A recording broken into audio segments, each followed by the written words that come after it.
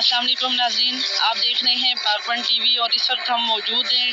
District Dera Ghazi Khan کی تحصیل تونسا کی بستی باجا میں۔ یہاں پر جو صورتحال ہم نے دیکھی ہے، ایک دور افتادہ ایریا میں ہم آئے ہیں اور جس سڑک سے ہم گزر کر آئے ہیں وہاں پر جو سڑک تھی اور راستے میں جو بستی ہم نے دیکھی جہاں پہ وہ پیٹرول پمپ تھا اور ایک بستی جن کا نام و نشان بھی نہیں رہا، اور جو سڑک تھی ابھی جو اس کی موجودہ صورتحال ہے ہمیں یوں لگ رہا تھا کہ ہم کسی صحرا میں سے گزر کر آ رہے ہیں، یعنی کہ وہ سڑک کا وہاں پر کوئی نام و نشان نہیں تھا جو کہ ایک مین روڈ تھی جو تحصیل تونسا سے بستی باجا تک آتی تھی اور یہاں پر رابطہ کی سڑک تھی۔ اس وقت حالیہ سیلاب اور بارشوں کی وجہ سے مکمل طور پر ختم ہو چکی ہے۔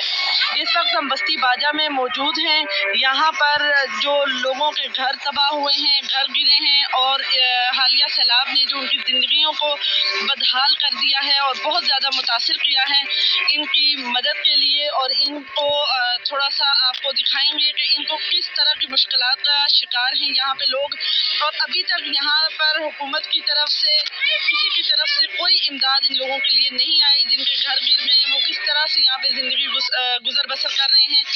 ہمارے کیمرہ مین آپ کو دکھائیں گے کہ لوگوں کے گھر کس طرح سے گر گئے ہیں اور یہ انتہائی خطرے میں پڑے ہوئے ہیں۔ مزید اگر بارشیں ہوتی ہیں تو لوگوں کے جان جانے کا خطرہ ہے ایسی صورتحال میں یہاں پہ رہنا۔ آپ دیکھ سکتے ہیں دیواریں گری ہوئی ہیں،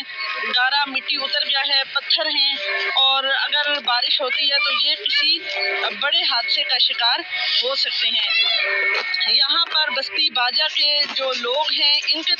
طرف سے اور پاکپن ٹی وی کے توسط سے حکومت سے مخیر حضرات سے اپیل کرتے ہیں کہ ایسی بستیوں کا رخ کریں جہاں پر لوگوں کو گھر بنانے کی ضرورت ہے اور ان کو شیلٹر پرووائڈ کریں۔ حکومت سے گزارش کرتے ہیں کہ جس طرح زلزلے کے بعد کشمیر میں بالا کوٹ میں لوگوں کو گھر بنا کر دیے گئے تھے، اسی طرح یہاں پر بھی لوگوں کو چھت فراہم کرنے کی کوئی سبیل پیدا کرے تاکہ لوگ ایک پرسکون زندگی گزار سکیں۔ سمینہ ریاض، پاکپن ٹی وی۔